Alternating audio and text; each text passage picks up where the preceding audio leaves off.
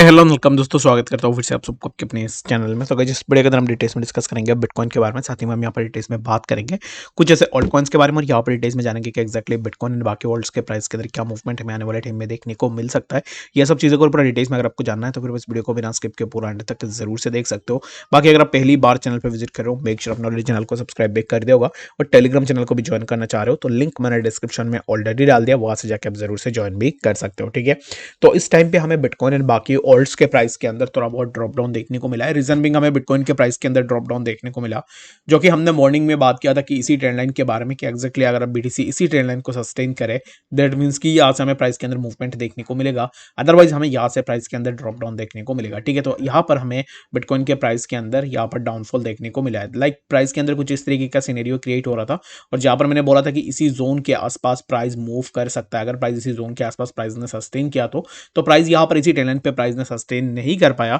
And यहाँ से हमें प्राइस के अंदर एक अच्छा खासा ड्रॉप डाउन देखने को मिला है। तो क्या नेक्स्ट हमें यहाँ पर प्राइस के अंदर मूवमेंट देखने को मिलेगा, तो उसके ऊपर पूरा डिटेल्स में बात करेंगे एंड जानेंगे कुछ ऐसे ऑल्ट कॉइन्स के बारे में। जैसे कि मैंने यहाँ पर कुछ कॉल्स आज मैंने पर्सनली अपने लिए भी लिए थे, और आप लोगों के साथ भी मैंने कुछ कॉल्स शेयर किया था। तो उन कॉल्स में अगर आप देखोगे, जैसे कि सबसे पहले मैं जीएमटी के ऊपर बात करूंगा, तो जीएमटी में हमने जहां पर एंट्री लिया था समवेयर अराउंड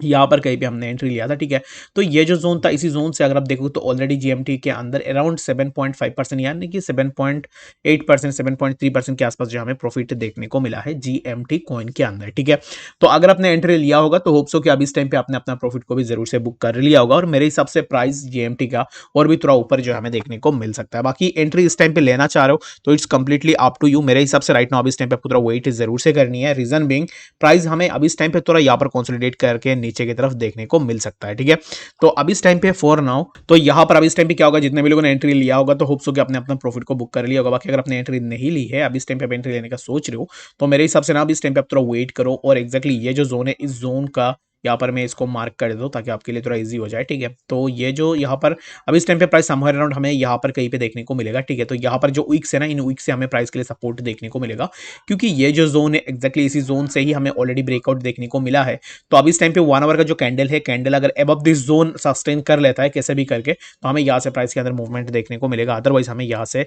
प्राइस के अंदर ड्रॉप डाउन देखने को मिलेगा। तो यहाँ पर हायर हाई का जो यहाँ पर फॉर्मूला है वो अब इस टाइम पे हमें जीएमटी के अंदर देखने को मिल रहा है। प्राइस नीचे आ रहा है, उसके बाद यहाँ पर एक लो बना रहा है, उसके बाद फिर से प्राइस ऊपर मूव कर रहा है, तो यहाँ पर भी सिमिलर काइंड ऑफ चीजें हो सकता है, और उसके बाद जो भी मूवमेंट होगा वो समवेयर अराउंड हमें कुछ इस तरीके से जो है मूवमेंट देखने को मिल सकता है। होप्सो की बातें समझ में आ गई होगी कि एक्जैक्टली जीएमटी कॉइन के प्राइस के अंदर क्या मूवमेंट होगा। बाकी और भी ऐसे बहुत सारे कॉइन्स है, जैसे कि BNX, ये जो कॉइन है, इस कॉइन के अंदर कभी कभी हमें जो है बहुत ज्यादा मूवमेंट देखने को मिलता है। तो इसी कॉइन के ऊपर मैं डिटेल्स में डिस्कस नहीं करूंगा, बट किसी ने मुझे यहाँ पर मेल के अंदर बोला था कि BNX के ऊपर बात करो, तो BNX के लिए ना मैं जस्ट आपको यही बोलूंगा कि इन कॉइन्स के ऊपर मेरा उतना नॉलेज नहीं है, तो इसके कारण मैं इनके ऊपर मुझे उतना नहीं पता है। बाकी अगर आप एंट्री लेने का सोच रहे हो तो it's completely up to you, और मेरे हिसाब से BNX का प्राइस ना इसी जोन के आसपास से ही रेजिस्टेंस लेके नीचे आएगा, जो कि है 1.163 के आसपास। ठीक है, तो चलिए फिर हम बात करते हैं सबसे पहले यहाँ पर हमारा जो ऑल्ट कॉइन है उसके बारे में। तो सबसे पहले बात करते हैं फैंटोम के बारे में। तो फैंटोम के प्राइस को देखोगे तो फैंटोम के प्राइस अभी इस टाइम पे इस जोन के आसपास है, जिस जोन पे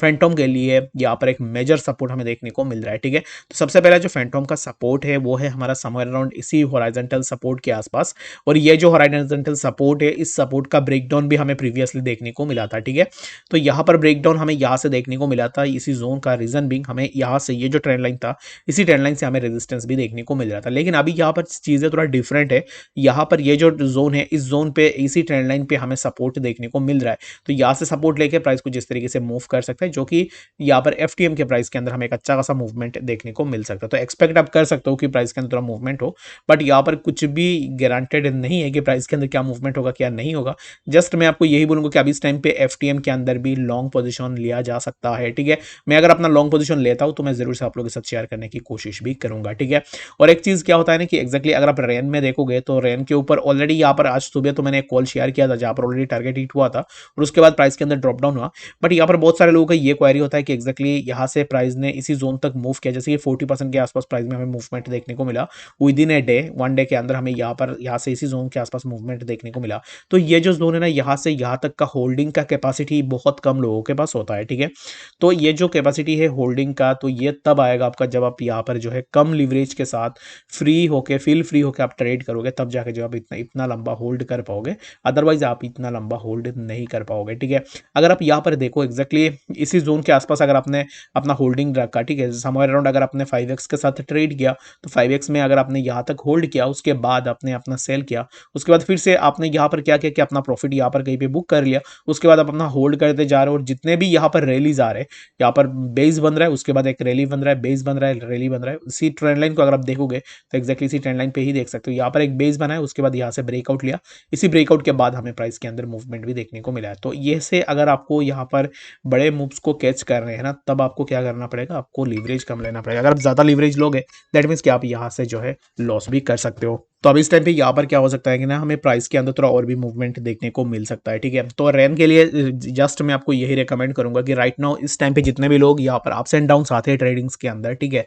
तो मेरा भी स्टॉप लॉस हिट हुआ है, तो उसमें मुझे कोई भी दिक्कत नहीं हुआ है। रीजन बीइंग, मैं अपना जो भी प्रॉफिट करता हूँ, जैसे कि लास्ट डे मैंने जो भी प्रॉफिट किया था, उन प्रॉफिट को मैंने यहाँ पर आज के दिन में मैंने यूटिलाइज किया, और जो भी मेरा सीड फंड था, उस सीड फंड को मैंने साइड में रख दिया, ठीक है। तो ऐसे मूव्स देख के आप में से बहुत सारे लोग भी यहाँ पर ग्रीडी हो सकते हो कि एग्जैक्टली यहाँ पर ये जो मूव है, इस मूव को मैं कैच कर लूँ और यहाँ से मैं अच्छा खासा प्रॉफिट को बुक कर लूँ। ऐसा बिल्कुल भी नहीं होता है, ठीक है। तो इसके लिए आपको हमेशा यही सोचना है कि एग्जैक्टली जो भी आप ट्रेड ले रहे हो, उस ट्रेड के ऊपर आपको देखना है कि एग्जैक्टली यहाँ से आप कितना प्रॉफिट एंड लॉस बुक कर रहे हो, ठीक है। तो बाकी यहाँ पर जितने भी मैं आपको बताऊँ ना, कि ये चीज़ आपको समझ में नहीं आएगा जब तक आप उस चीज़ की, उस पार्टिकुलर चीज़ के ऊपर रिसर्च नहीं करोगे, उस पार्टिकुलर चीज़ के ऊपर आप अपना टाइम नहीं दोगे, तब तक आपको चीज़ें जो है बिल्कुल भी समझ में नहीं आएंगे, ठीक है। तो इसके लिए आपको जरूर से यहाँ पर इन चीज़ों के ऊपर लर्न करनी है, और उसके बाद जाके जो है ग्रेजुअली आप ये सब चीज़ों के ऊपर, रिस्क मैनेज के ऊपर आप सीख लोगे कि एग्जैक्टली कैसे करके आपको रिस्क वगैरह मैनेज करनी है, ठीक है। होप्सो की बातें समझ में आ गई होगी। तो चलिए फिर हम बात करते हैं कि हमारा जो नेक्स्ट ऑल्ट कॉइन उसके बारे में। तो डॉज के ऊपर ना मैंने ऑलरेडी अपना एक लॉन्ग लेके रखा हुआ है, Dodge and Shiv, both the coins. मैं इन दोनों कॉइन्स को होल्ड करूंगा, जो कि मैंने मॉर्निंग के वीडियो के अंदर भी बताया हुआ है। तो अगर आप यहाँ पर होल्ड करो तो it's completely up to you, और मेरे हिसाब से डॉज के प्राइस के अंदर मूवमेंट होगा, एंड अलॉन्ग विद दैट हमें जो है शिप के प्राइस के अंदर भी मूवमेंट देखने को मिलेगा। तो डॉज में कल ही मैंने अपना कॉल आप लोगों के साथ शेयर भी किया है। बाकी अगर आपने टेलीग्राम चैनल के अंदर देखा है, तो उस सेटअप को जाके जो है आप जरूर से एक बार चेकआउट भी कर सकते हो, बाकी अगर आप करना चाह रहे हो तो, ठीक है। तो इस वीडियो के लिए फिलहाल इतना ही, मिलते हैं नेक्स्ट सेशन अपडेट्स के साथ, तब तक के लिए गुड बाय।